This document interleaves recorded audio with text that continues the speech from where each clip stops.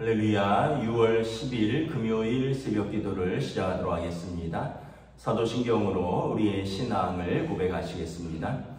나는 전능하신 아버지 하나님 천지의 창조주를 믿습니다.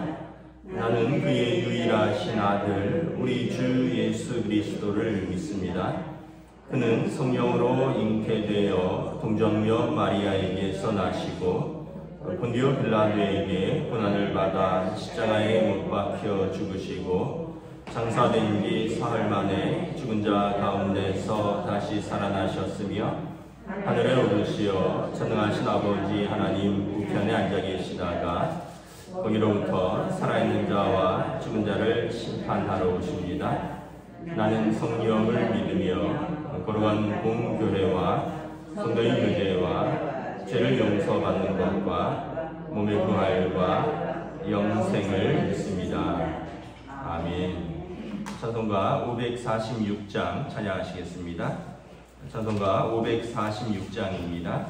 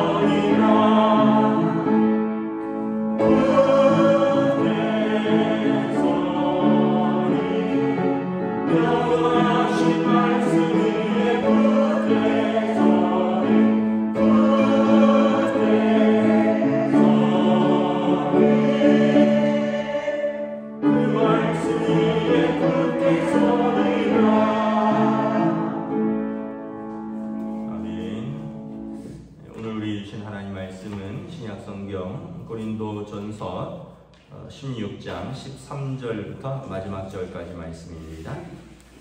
고린도전서 16장 13절부터 마지막 절까지 말씀입니다.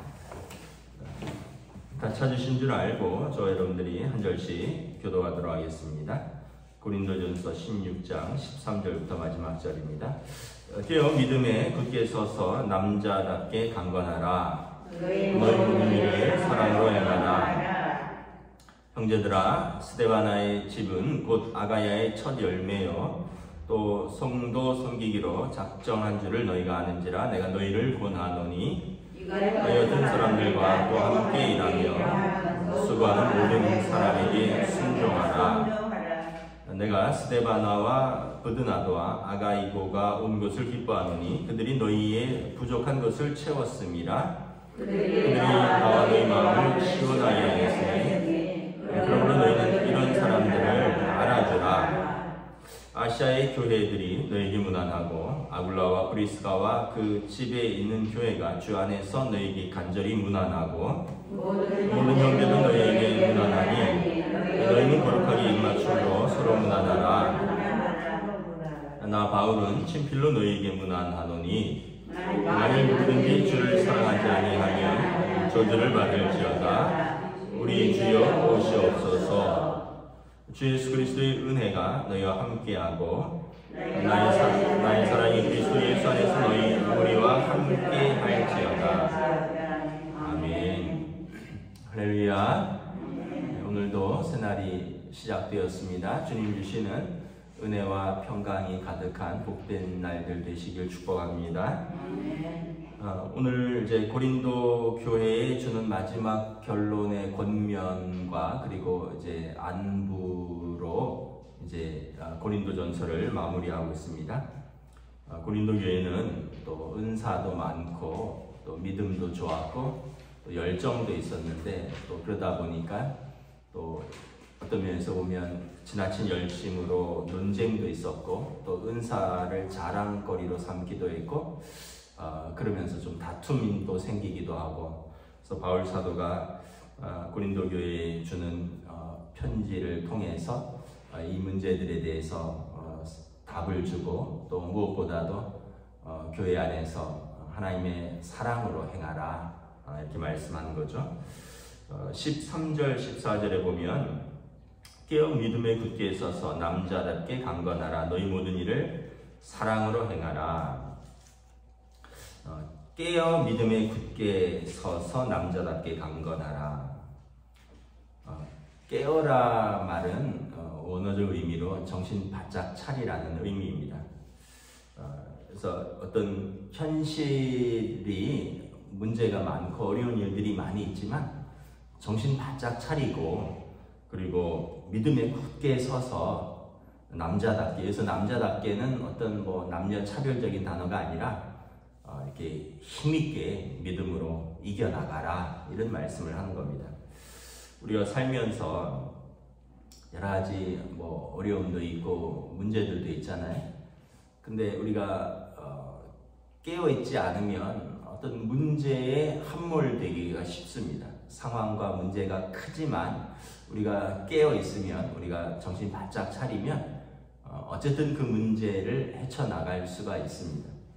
우리 옛말에 호랑이에게 물려와도 정신만 바짝 차리면 산다 이런 말이 있잖아요. 호랑이에게 물려가는 상황은 뭐 평생 있을까 말까한 상황이죠. 뭐 옛날에는 그런 일들도 있었겠죠. 근데 정신을 바짝 차리면 그 상황 속에서 믿음으로 굳게 서서 헤쳐나갈 수 있는 방법을 성령님이 알려주신다는 거죠. 근데 우리가 깨어있지 못하면 낙심합니다. 나에게 닥친 문제가 제일 큰 문제다 이렇게 생각을 합니다. 그러면서 세상에 나처럼 큰 일을 당한 사람은 없을 거야 이렇게 생각을 하고 크게 낙심하고 크게 절망하고 그리고 자기를 크게 동정하고 그리고 그 문제에서 헤어나오지 못하고 호적됩니다. 제가 지난번에 지난 주일날 말씀드렸던 그 이지선 교수 교통사고 당해서 온몸에 화상을 입고 제가 그 책을 다시 읽어보니까 10몇 번이 아니라 30몇 번의 수술을 했더라고요. 얼굴만 10몇 번이고 온몸을 지금도 한대요. 왜냐하면 피부 이식을 해놓으면 그 피부가 그대로 자기 피부가 되는 게 아니라 계속 당겨오고 쪼여오고 이래서 그러니까 마치 우리가 포도주를 뭐 헌 포도주에 뭐 새 부대로 깁지 말라 뭐 그런 것처럼 옛 것이 막 당긴다는 거죠. 그래서 때가 되면 막 피부가 계속 쪼여오고 당겨오고 그래서 막 인대가 굽을 정도로, 그래서 그거를 방지하기 위해서 또 그러니까 평생 수술을 해야 되는 거죠. 그 처음에는 자기가 정말 이대로 살아야 되는가 그런 생각도 많이 했는데 그 엄마가 참 대단한 분이더라고요. 그 엄마가 혼자서는 그렇게 울었는지도 모르겠는데 엄마가 딸 앞에서 한 번도 울지 않았대요. 우리가 그걸 보면서 부모의 자세를 한번 생각을 해볼 필요가 있어요. 자녀들이 어려움을 당할 때 한두 번 울어줄 수 있는데 매번 울면 아이가 약해지고 아이가 큰 어떤 거기서 헤어나올 동정 때문에. 근데 한 번도 운 적이 없대요. 엄마가. 근데 혼자서는 많이 우셨겠죠. 그러면서 억지로 밥 먹여주면서 이 밥이 이제 엄마가 밥 먹을 때 기도해 주는데 이 밥이 우리 지선이의 피부가 되고 가죽이 되고 힘줄이 되고 살이 되기를 원합니다. 매일 그러면서 자기가 어려울 때 엄마의 의연한 모습, 아빠의 묵묵한 헌신, 그 아빠 엄마가 없었다면 자기는 살 수가 없었겠다. 그래서 여러분 그 상황, 그 문제 속에서 우리가 깨어 있어서 믿음에 굳게 서서 남자답게 강건하게 살아야 된다는 거죠. 왜 나에게만 이런 일이 어려운 일이 생기느냐? 또 다른 사람들이 위로하려고 하면 당신은 나 같은 일을 겪어봤느냐? 그러면서 사람들이 낙심하고 절망하고 다른 사람들의 기도와 조언도 거부하고 이러면 헤어나올 수가 없는 거죠. 네, 여러분 전도서에 해 아래 새 것이 없나니, 어떻게 보면 내가 당한 것은 내가 처음 당해서 그렇지 다른 사람들은 이미 다 당해봤고 이미 다 겪어봤고 이미 다 지나간 문제들입니다. 그래서 우리가 세월이 흐르면 나에게도 그런 일이 있었구나 하고 우리가 돌아볼 수 있는데 그 순간에는 그러기가 어렵죠. 그러나 바울 사도가 깨어 믿음에 굳게 서서 남자답게 강건하라 말씀을 하는 것입니다. 또 너희 모든 일을 사랑으로 행하라. 고린도 교회가 은사가 많았다 그랬잖아요. 여러 가지 은사가 있었는데 사랑으로 행하지 않으면 어떻게 된다고? 아무것도 아니다. 당신들의 기도가 사랑으로 행하지 않으면 울리는 꽹과리다. 당신들의 그 구제가 사랑으로 행하지 않으면 동정으로 끝날 뿐이다. 당신들의 예언, 당신들의 말씀이 사랑으로 전하지 않으면 의미 없다. 바울 사도는 모든 일을 사랑으로 행하라 말씀을 하는 것입니다. 그래서 우리가 힘이 없어서 못하는 것이 아니라 힘을 내지 못하는 것이고요. 어떤 면에서 보면 믿음에 굳게 서서 강건하라라는 의미에는 그런 의미들도 있고, 힘을 내어서 믿음으로 담대하게 현실을 직시하고 받아들이고 믿음으로 헤쳐나가라. 그러나 그 모든 것에 사랑을 더하라라는 것입니다. 그래서 여러분 사랑이 없으면 그 좋은 은사가 아무것도 아닌 것이 된다. 그러나 사랑으로 행하면 조그만 그 보이지 않는 작은 동기들이 큰 열매를 이룬다라는 것입니다. 마지막으로 이제 15절부터 쭉 보면 그 내용은 이겁니다. 존경할 자를 존경하고 또 마땅히 감사할 분들에게 감사하고 또 서로 알아주고 서로 무난하라라는 것입니다. 15절에 보면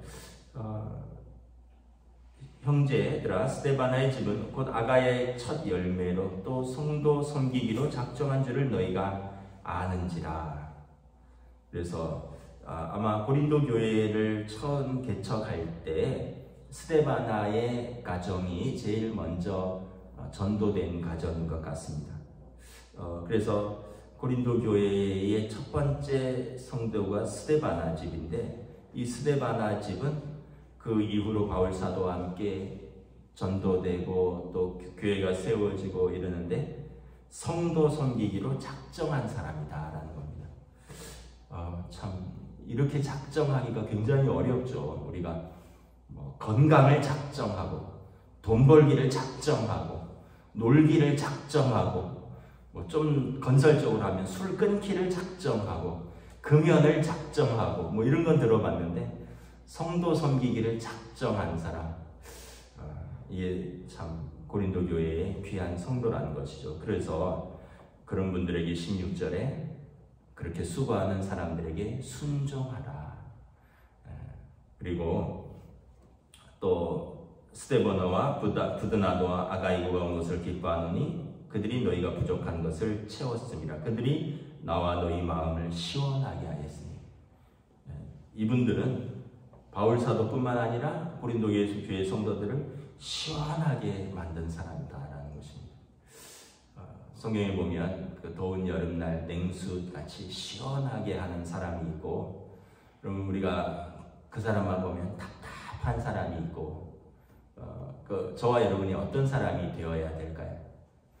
우리가 누군가가 그분 말이야 이러면 그분 참 은혜가 있지, 그분만 생각하면 감사하지, 내가 그분 때문에 참 어려움을 또 잘 이겨나가지, 그분 하면은 나는 정말 시원하지, 이런 사람이 있고, 그 사람 얘기도 하지만 얘기만 들어도 힘들어, 그 이름만 들어도 답답해, 갑갑한 사람이야 뭐 이러기도 하잖아요. 우리가 참 어떤 사람이 되어야 될까? 우리 각자의 마음에 각자의 평판이 이렇게 새겨져 있습니다. 그런데 그 평판은 자기가 만들어가는 거예요. 누가 나는 이렇게 시원한 사람이야 이렇게 됐다고 시원하게 되는 게 아니에요. 나는 갑갑한 사람이야 한다고 갑갑한 사람이 되는 게 아니라 그분의 선택, 그분의 섬김, 그분의 삶을 보면서 사람들이 누가 뭐라 하지 않아도 그분은 참 시원한 사람이야. 그분을 보면 하나님도 시원하실 거예요. 그분이 나와 우리 성도들의 기쁨이 되는 분이야, 이런 분이 있고, 말도 하지 마라, 그 사람 생각하면 정말 답답하다. 그리고 또 스스로도 성령님의 근심이 되는 사람이 될 수도 있고, 저와 여러분이 어떤 사람이 되어야 될까? 그러니까 여러분 에베소서에 보면 이런 말씀이 있어요.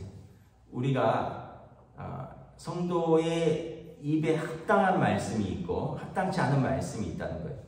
원망하고 불평하고 또 음담패설하고 그런 것은 성도의 입에 합당치 않다. 마땅히 감사와 찬양의 말을 하라, 이렇게 되어 있습니다. 그러니까 여러분, 우리가 내 말이, 내 삶의 선택이 어떤 사람, 다른 사람들을 시원하게도 하고 다른 사람들을 갑갑하게도 한다는 거죠. 여러분 생각해 보세요. 여러분들도 자녀가 있잖아요.